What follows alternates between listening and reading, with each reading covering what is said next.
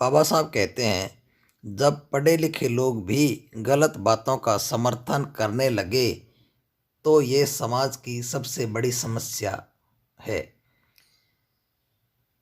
आज हम देख रहे हैं, पढ़े लिखे लोग और सक्षम लोग ही सबसे ज़्यादा गलत बातों का समर्थन करते हैं। बहुत बड़ा बड़ा दिखावा करते हैं और अपने पैसों को पानी की तरह बहाकर अंधविश्वास और पाखंड में बहा रहे हैं, जिससे अनपढ़ और गरीब लोग उनको देख करके विचलित होते हैं, परेशान होते हैं और उनकी बराबरी करने के लिए वो कर्जदार हो जाते हैं।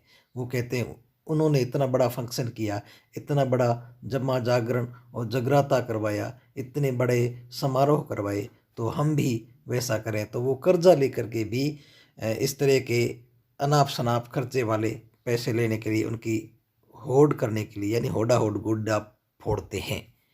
इसलिए अगर आप सच्चे बाबा साहब के अनुयायी हैं तो आप बाबा साहब की बातों पर मनन करें। बाबा साहब ने जो ग्रंथ लिखे हैं, बुक्स लिखी है, वो सारे के सारे उन चीज़ों का अध्ययन करें। बाबा साहब ने बताए उस रास्ते पर चलने का प्रयास करें और बाबा साहब के लिखे हुए संविधान को पूर्ण रूप से पालन करें। हमारे घर में अन्य ग्रंथों की बजाय, यानी सबसे पहले अगर हमारे घरों में अगर कोई ग्रंथ नाम का या कोई मार्गदर्शक या जीवन दर्शन अगर कोई हो तो सबसे पहले भारतीय संविधान होना चाहिए। आज देश और दुनिया में और सब लोग कह रहे हैं कि सबसे पवित्र ग्रंथ अगर भारत में है या भारत से कोई ग्रहण करने वाली चीज़ है तो वो सिर्फ और सिर्फ भारतीय संविधान है, जो समता मूलक समाज की स्थापना का एक बहुत बड़ा हथियार है। तो दुनिया कह रही है कि बाबा साहब का लिखा हुआ संविधान सबसे सुंदर है और अमेरिका जैसे शक्तिशाली और महाशक्तिशाली देश भी बाबा साहब के गुणगान करती है। वो विदेशी लोग कहते हैं, विदेशों के जो पढ़े लिखे लोग, सक्षम लोग कहते हैं कि आज अगर बाबा साहब हमारे धरती पर जन्म लेते तो हम बाबा साहब को सूर्य कहते, हमारे देश का सूर्य कहते।